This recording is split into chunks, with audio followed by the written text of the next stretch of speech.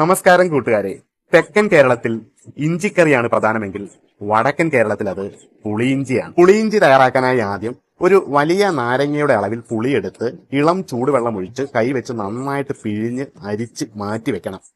അതിനോടൊപ്പം ശർക്കര പാവു കാച്ചാനായി ശർക്കരയിൽ വെള്ളമൊഴിച്ച് നന്നായിട്ട് തിളപ്പിച്ച് ശർക്കര അലിഞ്ഞ് പാനി നന്നായിട്ട് കുറുകി വരുമ്പോൾ അരിച്ച് മാറ്റി വെക്കണം. ഇഞ്ചി വെള്ളത്തിലിട്ട് തൊലി ചരണ്ടി മണ്ണ് കളഞ്ഞ് വൃത്തിയാക്കി പൊടിപൊടിയായി അരിയണം. അതിനോടൊപ്പം പച്ചമുളക് വട്ടത്തിൽ അരിയണം. ഒരു മൺചട്ടി ചൂടാക്കി വെളിച്ചെണ്ണ ഒഴിച്ച് എണ്ണ ചൂടാകുമ്പോൾ കടുക് പൊട്ടിക്കണം. അതിലേക്ക് രണ്ടായി മുറിച്ച ഉണങ്ങിയ വത്തൽമുളകും കറിവേപ്പിലയും ചെറുതായി വട്ടത്തിലരിഞ്ഞ പച്ചമുളകും പൊടിപൊടിയായി അരിഞ്ഞ ഇഞ്ചിയും ഇട്ട് എണ്ണയിൽ നന്നായിട്ട് മൂപ്പിക്കണം. ഇഞ്ചിയും പച്ചമുളകും വെളിച്ചെണ്ണയിൽ നന്നായിട്ട് വാടി മൂത്ത് അതിന്റെ പച്ചമണം മാറി വരുമ്പോൾ ഉപ്പും മഞ്ഞൾപ്പൊടിയും മുളക് പൊടിയും ചേർത്ത് ചെറിയ ചൂടിൽ നന്നായിട്ട് മൂപ്പിക്കണം.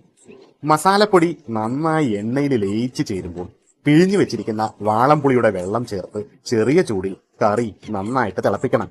പുളിവെള്ളം തിളച്ച് കറി കുറുകി വരുന്ന നേരത്ത് നേരത്തെ തയ്യാറാക്കി വെച്ച കുറുകിയ ശർക്കരപ്പാനി ചേർത്ത് കൊടുക്കണം. പുളിവെള്ളവും ശർക്കരപ്പാനിയും നന്നായിട്ട് തിളച്ച് ഇഞ്ചിക്കറി അങ്ങനെ കുറുകി വരുന്ന നേരത്ത് വറുത്ത് പൊടിച്ച ഉലുവാപ്പൊടി ചേർത്തിളക്കി അതിനോടൊപ്പം കായപ്പൊടിയും ചേർത്ത് ചെറിയ ചൂടിൽ നന്നായിട്ട് ഇളക്കി ഉപ്പും മധുരവും നോക്കി കറി വാങ്ങി വെക്കാം.